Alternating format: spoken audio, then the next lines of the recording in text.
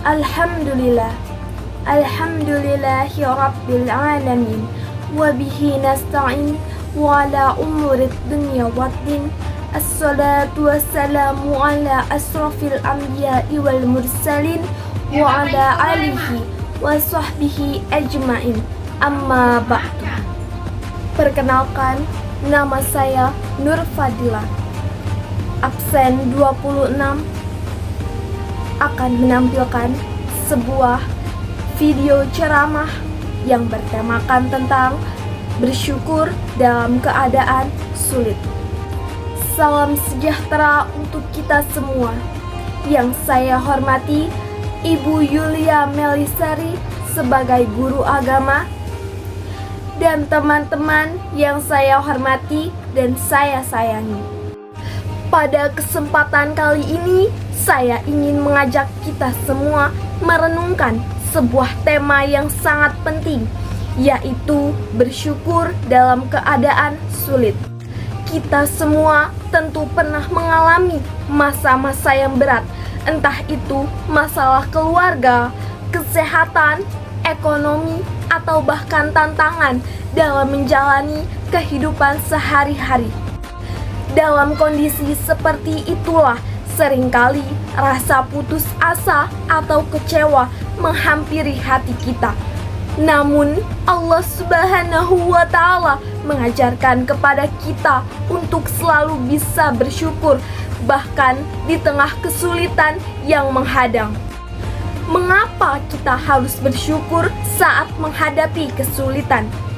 Karena rasa syukur bukan hanya tentang kebahagiaan dan kelimpahan, tetapi lebih pada sikap hati yang menerima dan menghargai setiap keadaan. Bersyukur itu seperti sebuah cahaya yang dapat menerangi kegelapan, memberikan ketenangan dan kekuatan untuk tetap bertahan. Dalam Al-Quran, Allah Subhanahu wa Ta'ala berfirman dalam surah Ibrahim ayat 7.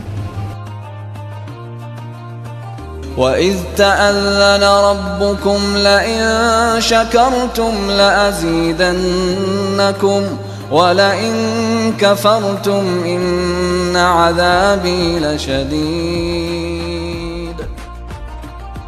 Jika kamu bersyukur, pasti aku akan menambah nikmat kepadamu.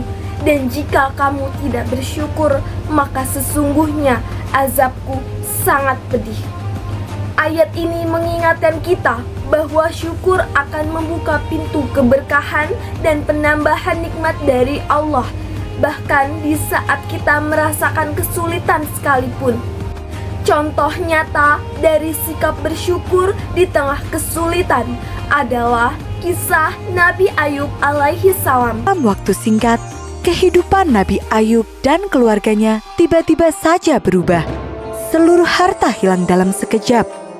Dalam setiap kesempatan, iblis selalu berbisik, Tuhanmu telah berpaling, datanglah kepadaku. Nabi Ayub tetap tidak tergoda. Baginya, semua yang dia miliki adalah pemberian Allah Subhanahu wa Ta'ala. Seluruh tubuh Nabi Ayub tiba-tiba mengeluarkan nanah dari kulit kepala hingga kaki. Segala macam obat telah dicoba, namun penyakit itu tidak kunjung sembuh. Iblis menggunakan kesempatan ini untuk menggoda istri Nabi Ayub. Istri Nabi Ayub tergoda oleh bujuk rayuan iblis. Nabi Ayub merasa kecewa karena istrinya telah tergoda oleh bujukan iblis. Dia kemudian bersumpah, "Kalau Allah telah menyembuhkanku, akan kupukul kamu 100 kali. Wahai Tuhanku, aku ditimpa penyakit dan Engkau Maha Penyayang di antara semua penyayang." Allah mengabulkan doa Nabi Ayub dengan menurunkan firman-Nya.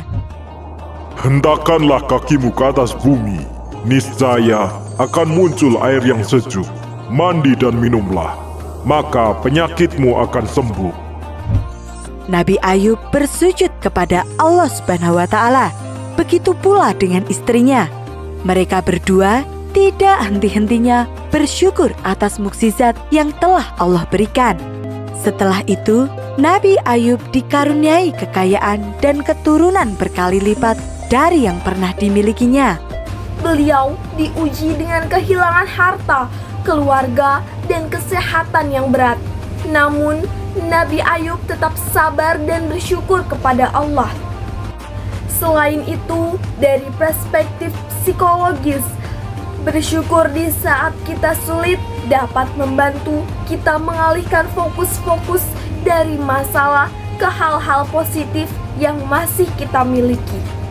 Misalnya, kita masih diberi kesempatan untuk bernafas, memiliki keluarga yang peduli, atau bahkan bisa belajar dari pengalaman tersebut untuk menjadi pribadi yang lebih kuat dan bijaksana.